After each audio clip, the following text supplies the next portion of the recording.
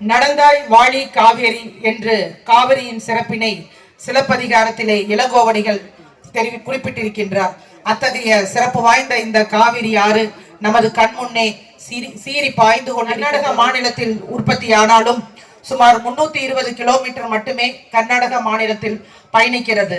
சுமார் 416 கிலோமீட்டர் நம்முடைய தருமபுரி 416 கிலோமீட்டர் தருமபுரி மாவட்டத்தில் இருக்கக்கூடிய ஒகேனக்கலில் துவங்கி கடைசியாக பூம்புகார் வரைக்கும் இந்த காவிரி ஆறு பயணிப்பதுதான் இதனுடைய சிறப்பு.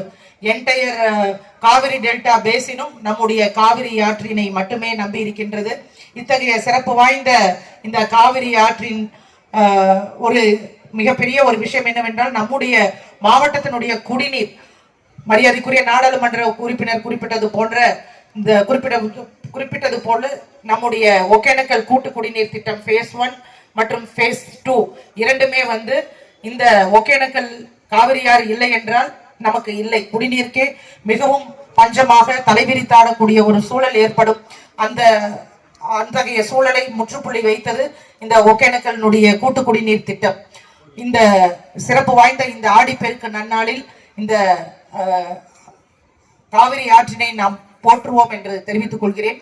மேலும் இந்த ஒகேனக்கல் சுற்றுலா தலம் மேம்படுவதற்காக சுமார் 17.5 கோடி மதிப்பில் மாண்புமிகு தமிழக முதல்வர் அவர்கள் அறிவித்ததை தொடர்ந்து கடந்த ஆண்டு மாண்புமிகு வேளாண் மற்றும் உழவர் நலத்துறை அமைச்சர் அவர்களால் அடிக்கல் நாட்டப்பட்டு சுமார் 99% பணிகள் நம்முடைய ஒகேனக்கல் சுற்றுலா மேம்பாட்டு சிறப்பாக முடிவுற்றிருக்கிறது.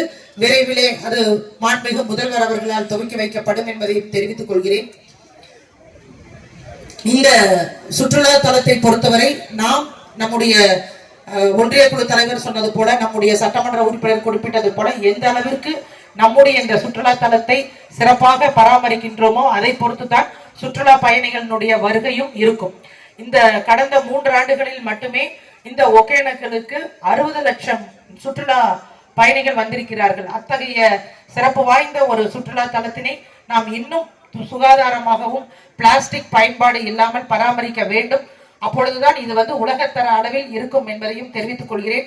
இந்த நேரத்திலே மாவட்ட நிர்வாகம் சார்பாக நம்முடைய மரியாதைக்குரிய நாடாளுமன்ற உறுப்பினர் அவர்களுக்கு எனது மனமார்ந்த நன்றியை தெரிவித்துக் கொள்கிறேன். ஏன்னா நேற்று அவர் டெல்லியில் நாடாளுமன்ற வளாகத்தில் ஒன்றியத்தினுடைய சுற்றுலா துறையினுடைய அமைச்சர் அவர்களை சந்தித்து இந்த ஒகேனக்கல் மேம்பாடு அடைவதற்காக உலகத்தர அளவில் இந்த கட்டமைப்பு சிறக்க வேண்டும் என்பதற்காக அவர் ஒரு மனுவினை அளித்திருக்கின்றார். அதுவும் பரிசீலிப்பதாக அந்த ஒன்றியத்தினுடைய அமைச்சர் தெரிவித்திருக்கிறார். சோ இந்த மாதிரியான மக்கள் பிரதிநிதிகளுடைய நடவடிக்கைகளுக்கு நாமும் ஒத்துழைக்க வேண்டும். இங்க இருக்கக்கூடிய பொதுமக்கள் மீண்டும் ஒவ்வொரு வருடமும் வருவதற்காக நம்ம நம்மளுடைய இடத்தை தூய்மையாகவும் நல்ல ஒரு விருந்தோம்பலுடனும் இந்த ஆடிப்பெருக்கு நன்னாளிலே நாம் செய்யும் பட்சத்தில் தொடர்ந்து இந்த பகுதிக்கு வரக்கூடிய மக்களுடைய எண்ணிக்கை அதிகரிக்கும் என்பதை தெரிவித்துக் கொண்டு இங்கு வந்திருக்கக்கூடிய பயனாளிகள் அனைவரும் இந்த நலத்திட்ட உதவிகளை பெற்றுக்கொள்ள வேண்டும் என்றும் அது அவர்களுடைய வாழ்வாதாரத்தை பெருக்கிக் கொள்ள